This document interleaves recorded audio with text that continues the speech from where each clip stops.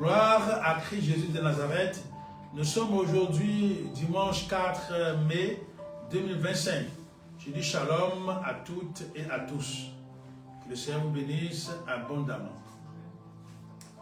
Notre communauté est dénommée Communauté évangélique Bokam ou Bokamin. Bokamin signifie dans beaucoup de langues, signifie aide-moi, aide-moi ou secoue-moi. Et nous tirons cela du livre des Actes au chapitre 16, au verset 9. Lorsque nous lisons ce passage, il est dit: Paul eut une vision au cours de la nuit. Un Macédonien se tenait devant lui et le suppliait: Viens en Macédoine et secours-nous. Viens en Macédoine et secours-nous. Verset 10. À la suite de cette vision de Paul, nous avons aussitôt cherché une occasion de passer en Macédoine, car nous en tirions la conclusion que Dieu lui-même nous appelait à prêcher la bonne nouvelle dans cette contrée. La bonne nouvelle dans cette contrée. Prenez une chaise là-bas à la terrasse, s'il vous plaît. Voilà donc le verset qui nous intéresse le plus, c'est bien le verset 9. Viens en Macédoine et secours-nous. Secours-nous dans beaucoup de langues, on dit boka, aider. Donc c'est pour cela que notre communauté est dénommée Communauté évangélique Bokamin. Alors, dans Colossiens, le chapitre 1, dans Colossiens, chapitre 1, il est dit: Dieu a voulu faire connaître quelle richesse, quelle splendeur renferme son plan secret en faveur des non-juifs. C'est-à-dire aux juifs, Dieu a voulu faire connaître quelle richesse, quelle splendeur renferme son plan secret en faveur des non-juifs. Ce secret, c'est tout simplement ceci. Le Christ en vous, c'est en lui que le Christ en vous, c'est en lui que se concentre toute la gloire future. Le Christ en vous, c'est en lui que se concentre toute la gloire future. Au verset 28, nous lisons donc Colossiens chapitre 1, versets 27 et 28. Colossiens, c'est l'épître de Paul aux Colossiens. Verset 28, c'est ce Christ que nous annonçons. C'est pour cela que nous avertissons chaque homme sans distinction et que nous enseignons à chacun la sagesse parfaite. Notre but est de placer tout homme en présence de Dieu et d'amener les chrétiens à leur pleine maturité spirituelle par une communion vivante avec Christ. Notre but, le but de notre communauté, c'est de placer tout homme en présence de Dieu et d'amener les chrétiens à leur pleine maturité spirituelle par une communion vivante avec Christ. Car Dieu nous a permis d'avoir, nous aussi, une maturité spirituelle. Nous avons longtemps tâtonné, mais Dieu s'est révélé et il nous a permis ainsi de le connaître davantage. C'est vrai, aujourd'hui, ce n'est pas le témoignage de notre ministère, de notre vie, mais c'est simplement pour dire cela que nous n'avons pas usurpé, mais que nous avons été appelés à servir le Seigneur Jésus. Nous avons été appelés à le servir. Et c'est cela le plus exaltant. Et lorsque nous avons Christ, alors il est dit que nous avons toute la gloire future. Il y a des gens qui veulent gagner la gloire future. Et le diable leur promet monts et merveilles en les persuadant que lui seul est le secret de la vie. Et que s'ils sont avec lui, ils seront très puissants. ils auront la gloire, ils auront la richesse. Il y a un de mes grands-pères qui me disait ceci, il disait, tu sais, avant, là, nous excellions, nous étions forts, nous étions très forts, parce qu'en réalité, nos secrets là, étaient bien gardés, mais la puissance, cette puissance devait être renouvelée. Cette puissance devait être renouvelée avec quoi? Avec le sang, avec les sacrifices rituels, avec la sorcellerie. C'est-à-dire qu'il fallait que chaque année, on sacrifie des personnes, des membres de nos différentes familles. Voilà pourquoi nos prouesses ne sont plus réalisées aujourd'hui. Ne sont plus forts comme avant. Ou nos descendants ne le sont plus. Ah oui, Satan, là, quand il veut te rendre fort, quand il veut te donner quelque chose, il t'oblige à faire ce que lui il demande, de sacrifier. Mais Dieu est venu en chair et il s'est offert lui-même un sacrifice. Et le sacrifice de Dieu est éternel. De sorte qu'aujourd'hui, on n'a pas besoin de sacrifice. Celui de Christ suffit largement. Et donc, si tu te confies en Christ, tu es sauvé. Si tu l'acceptes, lui, il habite en toi et la gloire future.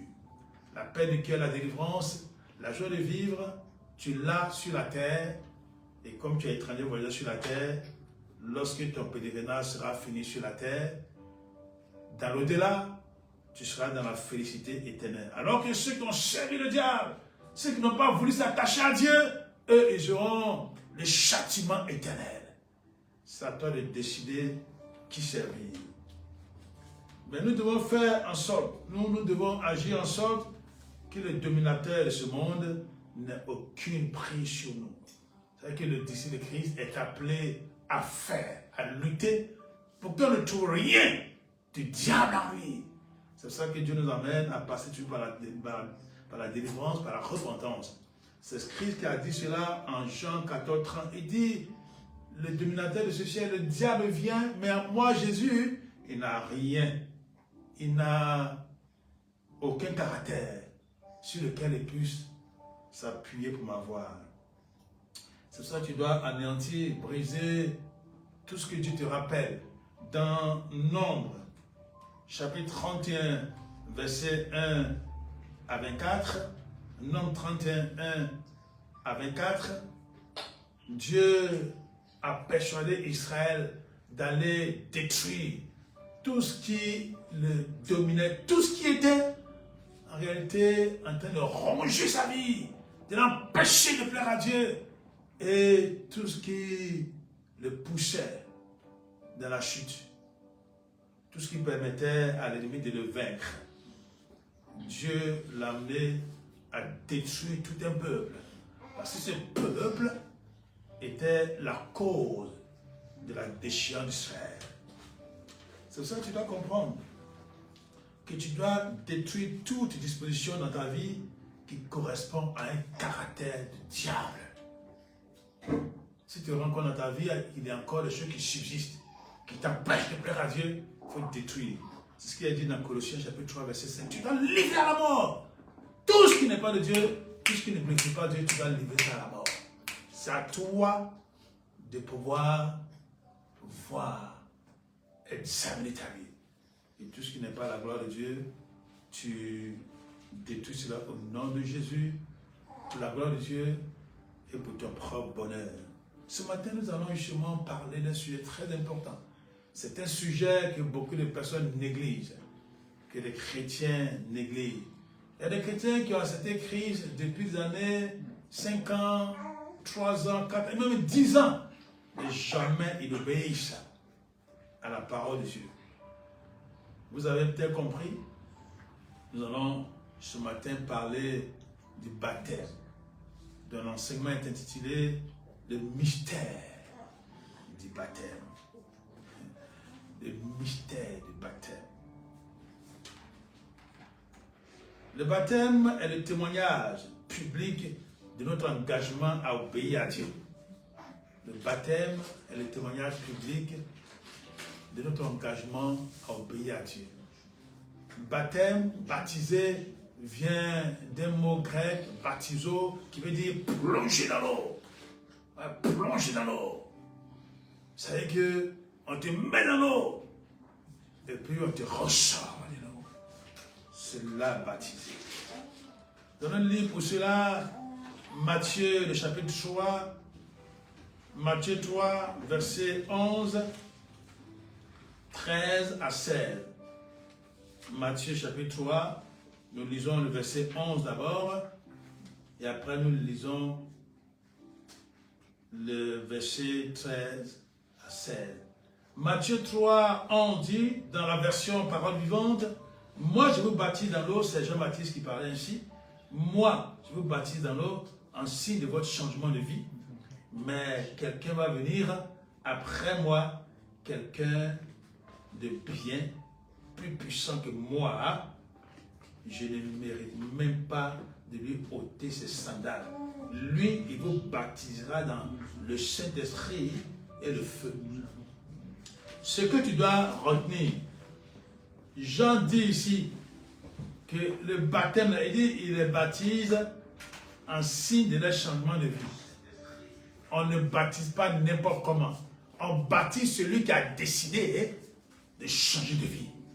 C'est pour cela qu'un bébé qui n'a jamais rien décidé, on ne peut pas le baptiser. Ce n'est pas moi qui le dis, c'est la parole de Dieu qui le dit. Alors nous allons lire maintenant du verset 13 au verset 16. C'est à cette époque que Jésus parut et quitta la Galilée et se rendit auprès de Jean au Jourdain pour se faire baptiser par lui. Verset 14. Mais Jean essaya de le dissuader en lui disant, c'est moi qui aurais besoin d'être baptisé par toi. Et c'est toi qui viens vers moi. Rappelons que dans le verset, au verset 11, Jean a dit, quelqu'un va venir après moi, quelqu'un de bien plus puissant que moi. Je ne mérite même pas de lui ôter ses sandales. Et c'est ce quelqu'un-là, c'est Jésus qui vient vers lui. Alors Jean est étonné, il dit, mais comment ça, mon ami, c'est toi qui viens vers moi? C'est moi qui aurais besoin d'être baptisé par toi? Et verset 15, Jésus lui répondit, accepte pour le moment, qu'il en soit ainsi. Il est bon que nous accomplissions ainsi tout ce que Dieu demande. Il est bon que nous accomplissions ainsi tout ce que Dieu demande. Le Messie, Dieu lui-même, Christ Jésus, le Dieu vivant, qui dit, il veut accomplir ce que la parole de Dieu dit. Là-dessus, Jean accepta de le baptiser. Mais c'est dès que Jésus eut été baptisé, au moment où il sortit de l'eau, les cieux s'ouvrirent. Et il vit l'Esprit de Dieu descendre sous la forme d'une colombe et s'arrêter sur lui.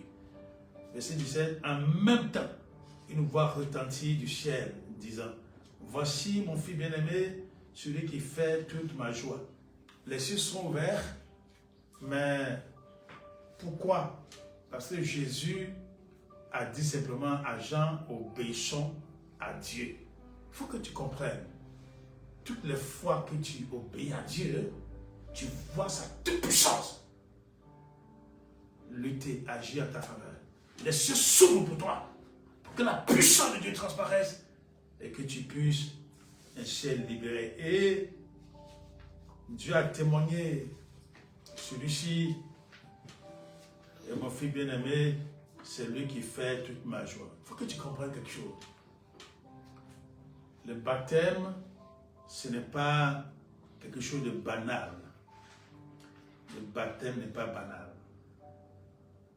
Et dans Matthieu chapitre 28, nous lisons Matthieu chapitre 28, verset 19. Dans Matthieu 28, 19, Jésus dit à ses disciples, d'abord il a dit, au verset 18, j'ai reçu le plein pouvoir au ciel et sur la terre. Je suis tout puissant. Seulement je suis le Dieu plein. Comme il dit dans Colossiens 2, toute la plénitude de la divinité réside en lui. En Christ Jésus. Verset 19. Allez donc, dans le monde entier, faites des disciples parmi tous les peuples. Baptisez-les au nom du Père, du Fils et du Saint-Esprit. Verset 20. Et apprenez-leur à observer tout ce que je vous ai prescrit. D'ailleurs, soyez-en persuadés, je suis moi-même avec vous chaque jour, je suis moi-même avec vous chaque jour jusqu'à la fin du monde.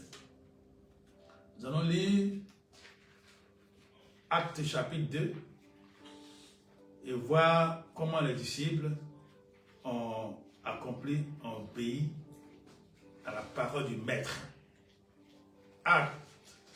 Actes, le chapitre 2 et le verset 38. Pierre répondit à ceux qui l'écoutaient, à ses auditeurs, il a dit, changez et que chacun de vous se fasse baptiser au nom de Jésus le Christ. Cela signifiera que vos péchés sont pardonnés.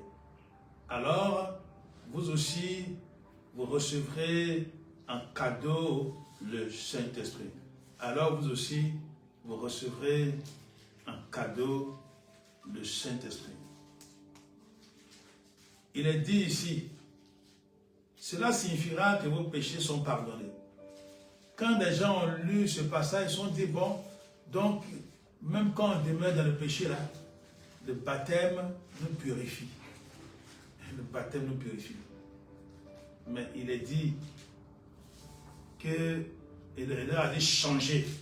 Changer, là, ça vient d'un tel fort en grec qui veut dire métanoïa. Métanoïa, c'est le changement de mentalité. C'est vrai que si j'allais à gauche, je fais volte-face, je fais demi-tour et je vais à droite. C'est ça le changement de la mentalité. C'est ça la métanoïa. C'est celui qui change, qui a décidé de changer. C'est celui-là qu'on baptise. C'est-à-dire que le baptiser, c'est le signe que ses péchés lui pardonnent, puisqu'il a demandé pardon au Seigneur. Et justement, par rapport à cela, il y a eu un jour une polémique. Nous allons lire ça dans Jean chapitre 3. Une discussion, j'allais dire même une dispute entre des disciples. Et Jean chapitre 3, nous lisons le verset 25. Un jour, quelques-uns de ses disciples discutèrent avec un juif au sujet de la vertu purifiante du baptême, c'est-à-dire les disciples de Jean. À la suite de cette discussion, ils allaient trouver Jean et lui dire, Maître, tu te souviens de cet homme qui était avec toi de l'autre côté du Jourdain et à qui tu as rendu témoignage? Eh bien, le voilà qui baptise à son tour et tout le monde lui court après. Donc il parlait de Jésus. Mais ce qui nous intéresse, c'est le verset 25. Il est dit que les disciples de Jean discutaient avec un juif au sujet de la vertu purifiante du baptême. Oui, est-ce que le baptême purifie de tout péché? Est-ce que le baptême purifie quelqu'un du péché originel ou de quelque péché que ce soit? Nous allons comprendre, si nous avons compris, en lisant Actes chapitre 2, verset 38, que dans la réalité, le baptême, là, ce n'est qu'une manifestation, un témoignage public que nous avons changé. Voilà, que nous avons changé. Mais parce que Dieu nous a purifiés de nos péchés. On a demandé pardon au Seigneur. On a accepté Christ. Désormais, on a décidé de marcher comme Jésus demande. Et c'est pour témoigner de cette foi-là qu'on se fait baptiser. Sur le baptême, l'eau ne peut pas me laver tout péché. Il y a plein de gens qui sont baptisés. Et puis quand tu leur dis, de toute façon, moi je suis baptisé, non, je suis plus, je peux faire n'importe quoi. Mon ami, tu te trompes. C'est une fausse doctrine. Il faut que tu te ravises. Si tu as été baptisé, que tu continues de faire ce que tu veux, tu n'as pas le salut.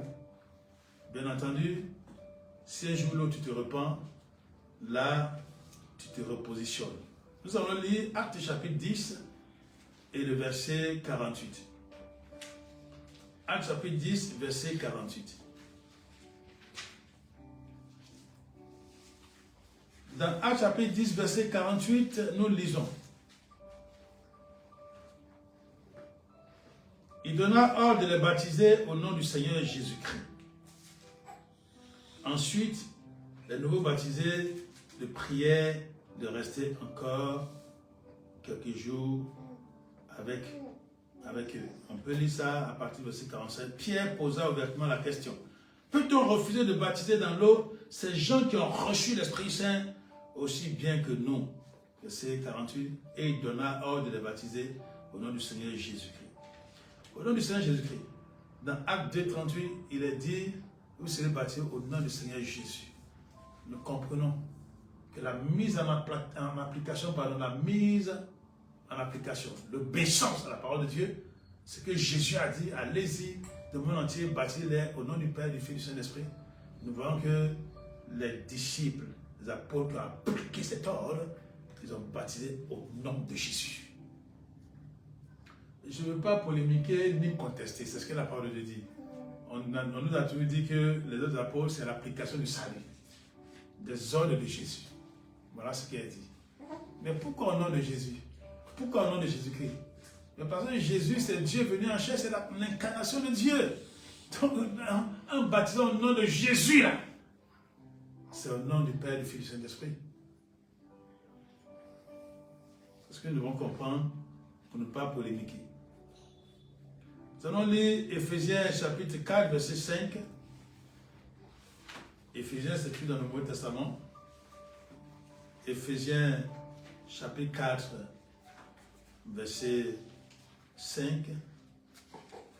Éphésiens 4, 5, il est dit, il n'y a qu'un seul Seigneur, une seule foi, un seul baptême. Il n'y a qu'un seul Seigneur, une seule foi, un seul baptême. C'est pour cela qu'il ne faut pas polémiquer au sujet du baptême.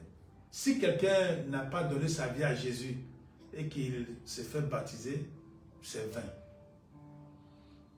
Voilà, c'est vain.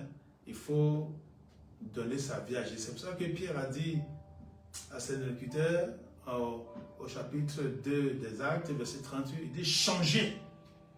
Voilà. On nous appelle à un changement de comportement, à un changement de vie, afin que nous puissions témoigner publiquement que nous appartenons désormais à Jésus. Si tu te fais baptiser sans être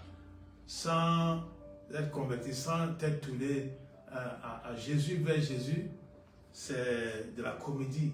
Voilà. C'est-à-dire que tu veux peut-être suivre la mode.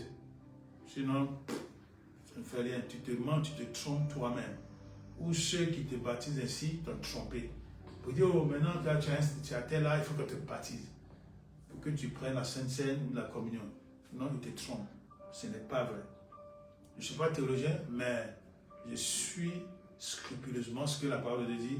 Et la parole de Dieu, c'est la vérité. Colossiens chapitre 2, verset 12. Il est dit, dans votre baptême, vous avez été ensevelis avec le Christ et unis à lui. Vous êtes vous-même aussi ressuscités avec lui par la foi dans la puissance de Dieu qui l'a ressuscité des morts. Je vais relire ce verset. Dans votre baptême, vous avez été ensevelis avec le Christ et unis à lui. Vous êtes vous-même aussi ressuscités avec lui par la foi dans la puissance de Dieu qui l'a ressuscité des morts. Donc nous nous faisons baptiser par la foi. Effectivement, on plonge dans l'eau, dans la mort, je meurs avec Christ, on me ressort de l'eau. C'est ça ma résurrection avec Christ. Ce faisant, j'ai fait le véritable baptême. Au cours de l'histoire de l'Église, les gens ont changé, ils ont pris toutes sortes d'arguments. Il faisait froid, il fait temps. Bon, on a essayé de faire ce qu'on appelait le baptême par aspersion, c'est-à-dire on verse l'eau sur la tête. Et puis effectivement, ça coule sur le vêtement. Bon, c'est des pratiques. Je ne suis pas là pour juger, mais ce qui est sûr, voilà ce que nous avons lu dans Colossiens, chapitre 2, verset 12. Nous allons lire 1 Corinthiens, chapitre 10, le verset 4. 1 Corinthiens, chapitre 10, le verset 4. Dans 1 Corinthiens, chapitre 10, verset 4, je lis cela dans la version Parole vivante. Ils ont tous bu du même breuvage spirituel car ils buvaient de l'eau jaillie miraculeusement d'un rocher. Ce rocher représentait symboliquement le rocher spirituel qu'ils accompagnaient et qui n'était autre que le Christ lui-même. 1 Corinthiens chapitre 10, verset 4. Nous abreuvons en Christ Jésus. C'est pour ça que Jésus dira dans Jean 6, il dira à ceux qui l'écoutaient, si vous ne mangez ma chair, si vous ne buvez mon sang, vous ne pouvez avoir la vie. Le baptême et la Sainte Seine ou communion vont ensemble. Il y a beaucoup de gens qui négligent cela. Oui, le diable amène les gens à négliger. À dire de toute façon, si tu as dit oui à Jésus, bon, qu'importe, tout le monde sait que tu es chrétien. Oui, mais il faut témoigner publiquement que tu es disciple de Christ. C'est très important. Le baptême fait partie des directives que Dieu lui-même a données. On a vu cela dans Matthieu 3, 15. C'est Dieu lui-même qui a donné. Jésus a dit à Jean, écoute, laissons, obéissons à Dieu parce que c'est le plus important. Il faut un appel à la repentance. C'est pour ça que Jean disait à ceux qui venaient à lui, repentez-vous. De la mort à la vie avec Christ Jésus, c'est ce que nous avons compris à travers Colossiens chapitre 2, verset 10, verset 12. Pardon. Nous allons lire maintenant Philippiens chapitre 3, le verset 10 à 11. Philippiens, le chapitre 3, du verset 10 au verset 11. Philippiens chapitre 3, verset 10 à 11. Il est écrit ici, c'est Paul qui parle, croire en Christ, lui faire confiance, c'est faire plus intime connaissance avec lui. Or, c'est là toute mon ambition, le connaître de mieux en mieux, expérimenter la puissance émanant de sa résurrection et communier à ses souffrances en mourant avec lui. Oui, j'aspire à être continuellement transformé en partageant sa mort. Verset 11, afin de vivre aussi de la vie nouvelle de ceux qui ont été réveillés d'entre les morts. Si je ne partage pas la mort de Christ en mourant au péché, je ne pourrai pas partager sa résurrection. C'est fondamental ce passage de Philippiens 3, 10 à 11. Je ne sais pas toi, ton ambition, mais c'est l'ambition que tous ceux qui veulent marcher sur la parole de Dieu doivent avoir. C'est très, très, très important. Nous allons lire 1 Corinthiens chapitre 6. On revient encore lire les Corinthiens. 1 Corinthiens, le chapitre 6, du verset 1 au verset 9. 1 Corinthiens, le chapitre 6, verset 1 à 9. Lorsque l'un de vous a un différend avec un frère, comment ose-t-il le citer en justice devant les juges incroyants au lieu de recourir à l'arbitrage des chrétiens? Verset 2. Ignoriez-vous par hasard que les chrétiens auraient un jour à juger le monde? Si donc vous êtes destinés à être les juges du monde entier, seriez-vous incapable de vous prononcer sur des questions insignifiantes? Verset 3. Ne savez-vous pas que nous jugerons même les anges et nous serions incompétents pour des bagatelles de la vie quotidienne? Verset 4. Or, si vous avez des litiges sur des questions d'intérêt, vous vous adressez précisément à des gens qui n'ont rien à dire dans l'église et qui ne jouissent d'aucun crédit parmi vous. C'est à leur jugement que vous référez. Verset 5. Je le dis à votre honte. Est-il possible qu'il n'y ait vraiment pas un seul homme intelligent parmi vous qui puisse servir d'arbitre entre ses frères? Verset 6. Faut-il qu'on se craigne en justice entre frères et qu'on aille jusqu'à plaider l'un contre l'autre précisément devant des incroyants? Verset 7. De toute façon, vos mésententes à elles seules sont déjà les indices d'un état alarmant.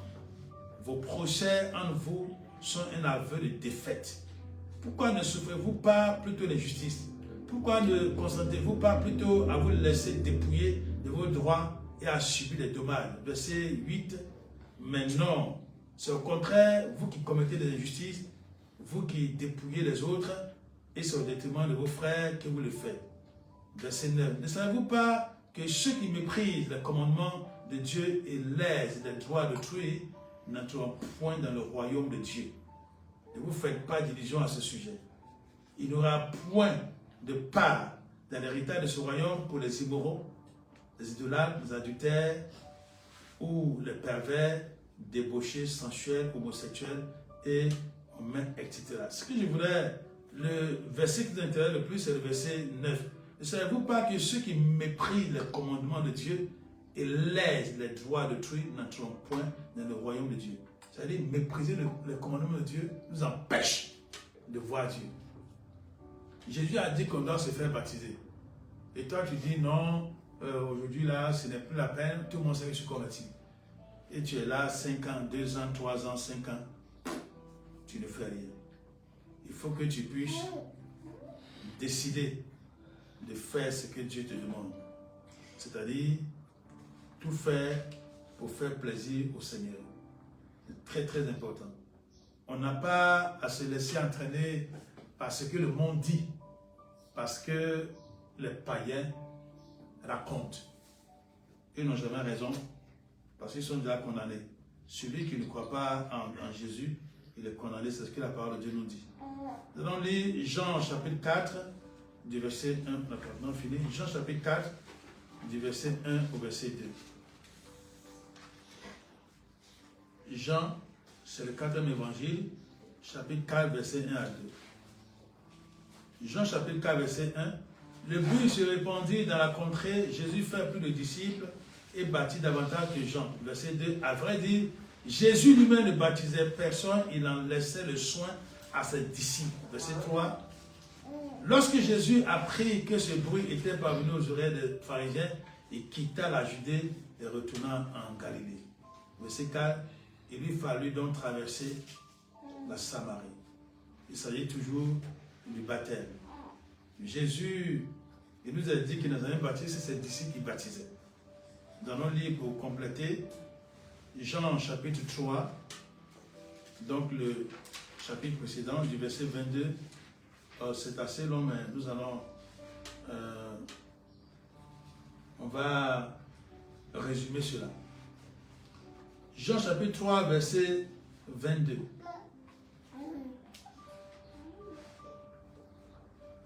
On a déjà lu le verset 25 qui parlait de la purification, qui parlait de la vertu purifiante du baptême. Nous allons lire le verset 34 à 36. Celui qui l'a envoyé transmet les paroles même de Dieu, car Dieu lui a donné la plénitude illimitée de son esprit. Verset 35. Le Père aime son Fils et lui a donné la plénitude illimitée de son esprit. Le Père aime son Fils et lui a accordé les pleins pouvoirs sur toute chose. On a lu ça aussi. Celui qui place sa confiance dans le Fils possède la vie éternelle. Celui qui refuse d'écouter le Fils et de se fier à lui ne verra jamais la vie, mais la colère de Dieu reste suspendue au-dessus de sa tête. Pour ne pas que la colère de Dieu reste au-dessus de nous, là, il faudrait que nous obéissions. Chers frères, chères sœurs, si jusque-là tu ne t'es pas encore fait baptiser, il faut que tu le fasses. Parce que le baptême, c'est le signe extérieur de ta repentance. Il y a des gens qui ne se font jamais baptiser parce qu'en réalité, là, ils ne se sont jamais repentis de leurs péchés. Ils continuent de marcher comme ils veulent. Alors, veux-tu obéir à la parole de Dieu qui t'invite à faire le baptême par immersion au nom de Jésus, ou voudrais-tu conserver les pratiques des gens?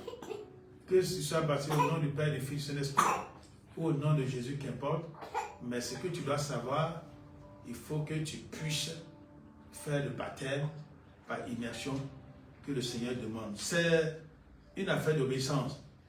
Et Jésus a dit à Jean, écoute mon ami, il faut que nous obéissions à la parole de Dieu. Obéissons à Dieu et faisons-nous baptiser si nous ne sommes pas encore. Et retenons que le baptême, là, c'est le témoignage que nous avons changé de vie. On ne se baptise pas par hasard. Comme aujourd'hui, il y a des milliers qui se font baptiser. C'est une sorte de mode. Non? Les véritables disciples de Christ, ils laissent leur vie impactée par le Seigneur Jésus avant d'aller faire le baptême. Que la gloire revienne au Seigneur, soyez bénis. Amen.